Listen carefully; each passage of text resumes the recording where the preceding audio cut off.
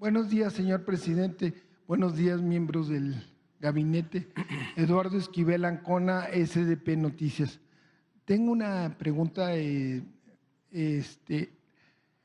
peso, el tipo de cambio, el peso, tuvo su peor semestre desde 2020, este primer semestre del 2024. Esto no se veía desde el 2020, cuando la pandemia, pero no fue una depreciación del peso traumática, porque se depreció, pues lleva 7.7, ¿no? Según el último día. Pero usted recibió el gobierno con un tipo de cambio de 20.3060 y ahorita pues tenemos una apreciación del peso de pues 7.6 más o menos. Tenemos esa apreciación. Usted va a entregar el peso no depreciado, como lo hicieron. El último que recibió un peso no depreciado fue el presidente Luis Echeverría Álvarez en 1970, o sea, hace 54 años. Ningún presidente había recibido el peso sin devaluar, sin depreciar, ¿no?, como se usa ahora. Pues la depreciación no tiene, pues tanto, no es traumática, porque como ya no, y trae cosas positivas, ¿no? Una es más competitividad de las exportaciones mexicanas por el precio, otra es para los turistas que vienen a México, les rinden más sus cosas, y pues también las personas, los que reciben remesas del exterior, las familias, pues les rinde más su… Pero hay una muy importante que yo quisiera decirle, y lo que pienso. Cuando hay depreciación del peso, cuando hay volatilidad y hay depreciación del peso, el Banco de México tiene remanentes. Entonces, en el 2020 tuvo remanentes y eran de 165,000 millones de pesos, y según la ley se le tienen que entregar a la Secretaría de Hacienda y Crédito Público. Pero prefirieron, con toda la pandemia, los tecnócratas que estaban en ese momento, que era Díaz de León, el gobernador del Banco de México, prefirió capitalizar el banco. No sé, pero usted piensa que en el 2025, si hay remanentes, la presidenta, la doctora Claudia Sheinbaum, podría recibir estos y no habría ningún problema con el Banco de México si existen estos remanentes? Sí, yo pienso que la economía está muy bien en el país, es de los países con finanzas sanas en el mundo. En cuanto al tipo de cambio, en efecto, desde 1970 no se veía lo que se logró en este gobierno. Es el primer gobierno desde 1970 en el que no hay devaluación del peso. Y es cosa de poner la gráfica, incluso pedirle a Carlos Torres a ver si nos manda el último corte sobre la manera en que se ha apreciado el peso con relación a otras monedas en el mundo. claro, se llegó a estar a menos de 17 pesos, 16.50 por dólar, y a partir de la elección hace un mes hubo cierto nerviosismo, sí, y subió, llegó hasta 18.70, pues no pasó de ahí, 18.70, 18.80, no llegó a 19 y bajó, ya está, creo que como 18.40, 18, sí, así está hoy. Pero como tú lo mencionabas, cuando llegamos al gobierno estaba en 20.30. O sea, ya con esto ya podemos tener una idea de cómo el peso se ha fortalecido.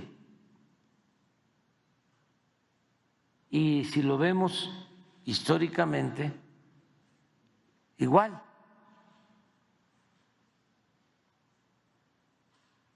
Desde el presidente Echeverría, más de 50 años que no se veía esta situación.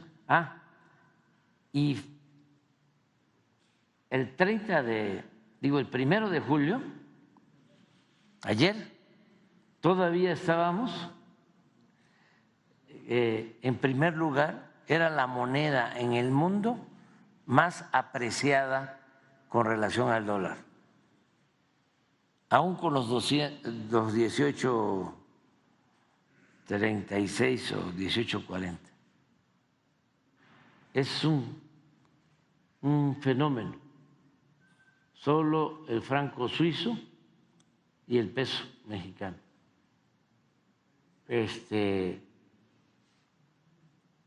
Y de ahí pues pueden ver ustedes, por ejemplo, el euro se ha depreciado 5.4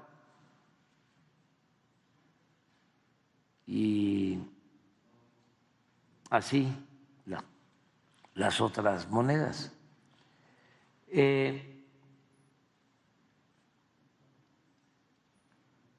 Y eso era lo que pasaba. Falta López Portillo y Echeverría, que también hay que ampliar la tabla, pero sí hubo devaluación. Se mantuvo sin devaluación el peso. Creo que 2 sexenios con López Mateos y Díaz Ordaz, que estaba Ortiz Mena en Hacienda, y es lo que llaman el milagro mexicano en economía, porque se crecía una tasa del 6% anual en esos 2 gobiernos, sin devaluación y sin inflación.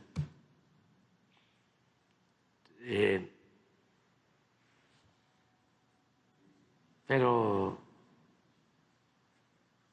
miren la devaluación con el licenciado de la Madrid. Sí, son 40, no, pero ya es con de la Madrid.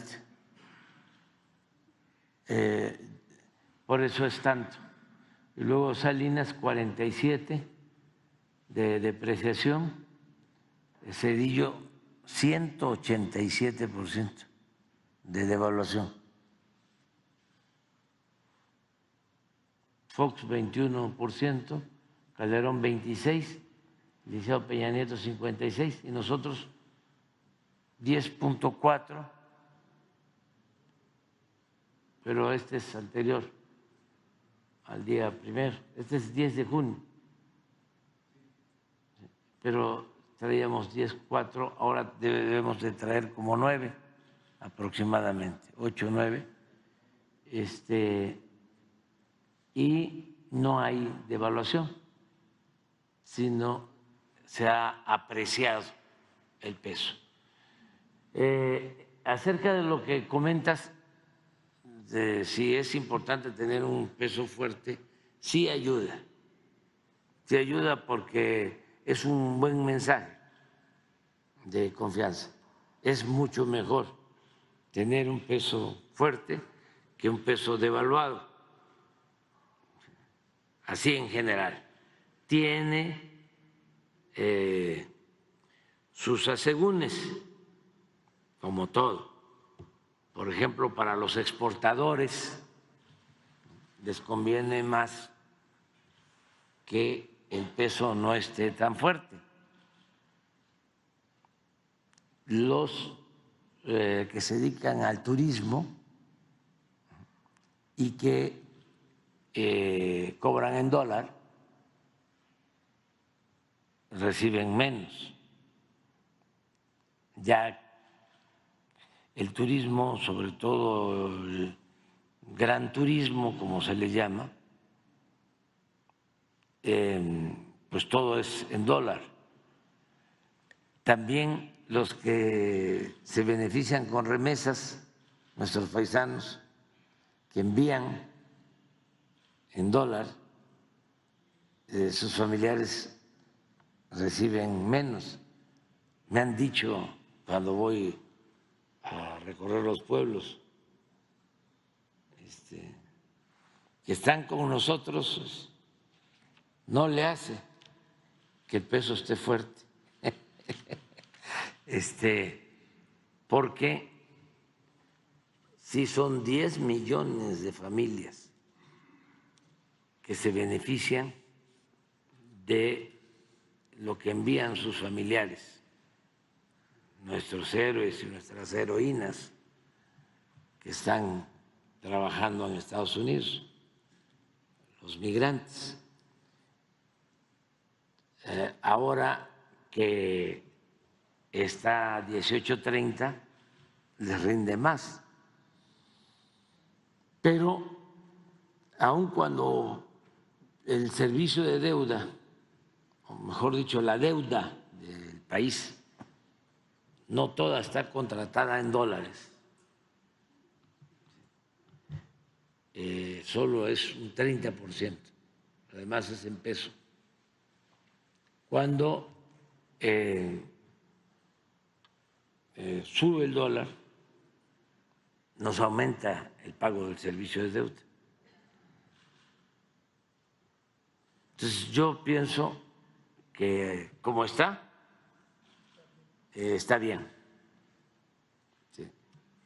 Ya no queremos que se den más movimientos y mucho menos hacia arriba, pero está bastante estable la economía del país y vamos bien. Por ejemplo, ayer, a ver si nos manda Laura el informe del SAT sobre ingresos, porque es el corte del semestre. Hicieron el corte ayer. Van a ver cómo está la recaudación.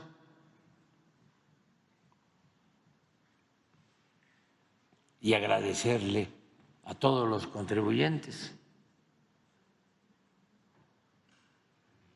porque nos ayudan mucho. Si no tuviésemos una buena recaudación de contribuciones, no quiero llamarle impuesto, sino contribución, tendríamos problema, pero no, está bien la economía. También no está abajo, incluso está subiendo poquito el precio de la mezcla de petróleo, aunque estamos exportando menos porque estamos reconvirtiendo toda la industria petrolera y estamos utilizando más crudo para las refinerías, estamos produciendo más combustibles en México y no comprando las gasolinas en el extranjero. Pero sí, este es ayer, pero me mandaron una nota sobre el corte del semestre. Ahí está, este es más claro.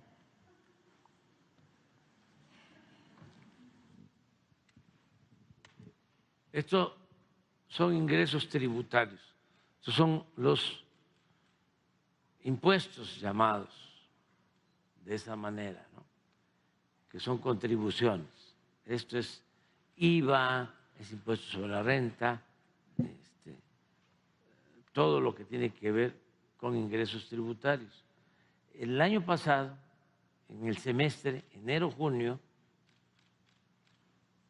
se recaudaron 2.275.000.000.000 de pesos. Y este año, en el semestre, son 2.526.000.000.000 de pesos. Es un incremento nominal de 251.000.000.000 de pesos. 251.000. En términos reales, es decir, descontando inflación, son 6.1% de incremento. Si le agregamos la inflación, pasa de 10%. Pero ya aquí es quitando inflación. 6.1. Esto va acorde con lo que presentamos en la ley de ingresos.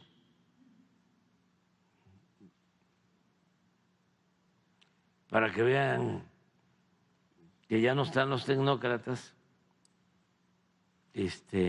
manejando la economía, tecnócratas neoliberales, pero miren la exactitud. Esto fue lo que propusimos que íbamos a tener. Y esto es lo que tenemos.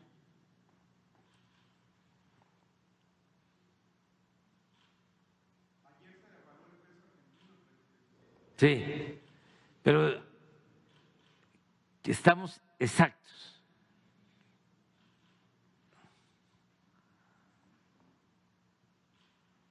A lo que nos autorizó la Cámara de Diputados. Lo pueden constatar.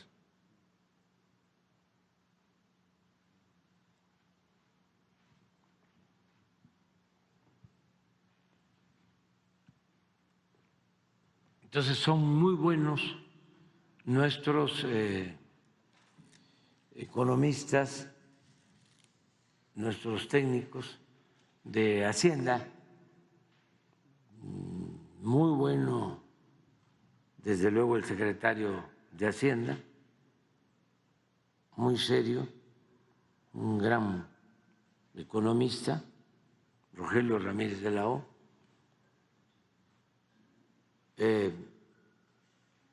El subsecretario de Hacienda, Gabriel Giorgio, muy profesional, el director del SAT, Antonio Martínez, de primera. Él es contador público, muy calificado y, lo más importante, honesto. Tan difícil que haya pasado por el SAT gente tan íntegra como Antonio Martínez, el actual director del SAT. Y el subsecretario de Egresos, Juan Pablo de Botton, de lo mejor.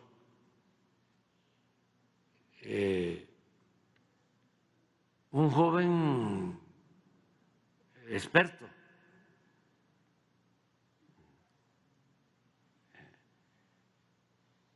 Ese sí, especialista, que nos ayuda muchísimo para el manejo del presupuesto. Debe tener como 30, 32 años y maneja un presupuesto, bueno, presupuesto nacional, 9 billones.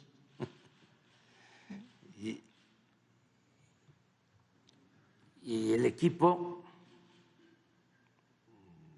de primera, el equipo de Hacienda.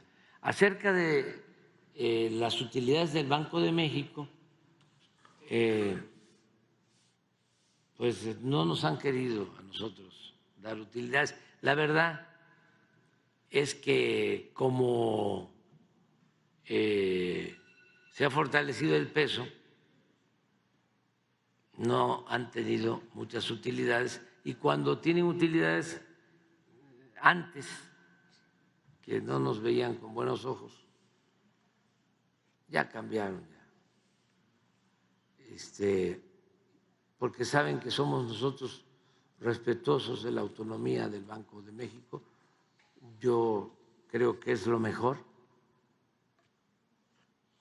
Nosotros no nos hemos metido en el manejo de la política financiera, es un asunto del Banco de México, es un organismo autónomo. Sí se metían los neoliberales, porque son demagogos, están acostumbrados a decir una cosa y hacer otra, pero sí se metían. Y ahora no, el gobierno no se mete, Hacienda no se mete a la definición de las políticas del Banco de México, que es autónomo, que han hecho muy buen trabajo en el manejo de las tasas. Quisiéramos todos que bajaran las tasas de interés, porque si bajan las tasas de interés, pues bajan las tasas de los créditos y hay más posibilidad de crecimiento económico, pero también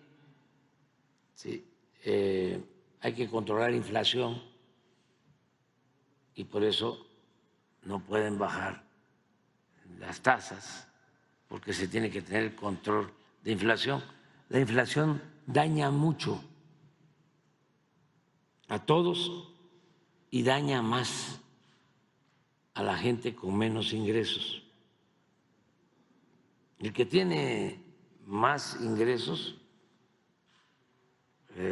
puede pagar más por lo que consume.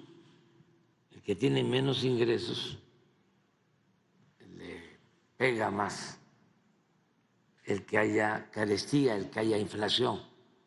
Entonces, por eso considero que ha sido buena la labor del Banco de México. ¿Y cómo estamos, por ejemplo, supliendo el que no se promueva el crecimiento con tasas bajas de interés? Pues con más inversión pública. Esa es la clave. Los tecnócratas ya no creían en la inversión pública y es importantísima la inversión pública porque reactiva la economía y genera muchos empleos. Por ejemplo, la industria de la construcción. Imagínense construir trenes. ¿Cuánta mano de obra?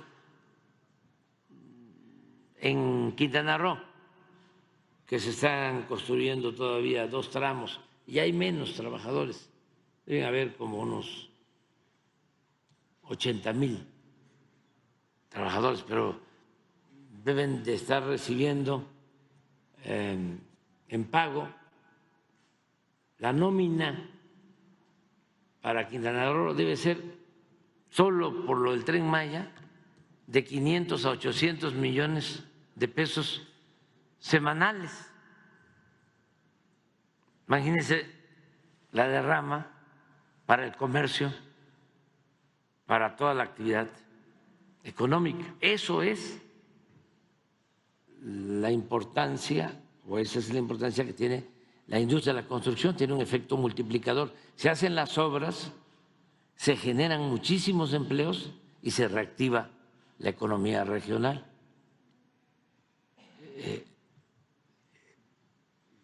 Por eso sí se puede suplir el que se tengan tasas altas. ¿Sí? No es lo ideal, pero sí se puede avanzar si hay inversión pública y si está bien orientada, destinada a la inversión pública, sobre todo a la industria de la construcción. Hay que, lo que está planteando la presidenta electa, ¿no?, que va a construir 1 millón de viviendas. Imagínense, no solo el beneficio para los que no tienen vivienda, los jóvenes que se casan y no tienen dónde vivir, además de que hacen falta las viviendas, ¿cuánta mano de obra en la construcción de las viviendas? Por un lado eso, y lo otro que nos ayuda mucho, bueno, es la inversión extranjera, que está llegando como nunca al país, y esto aparejado a lo que envían nuestros paisanos, las remesas.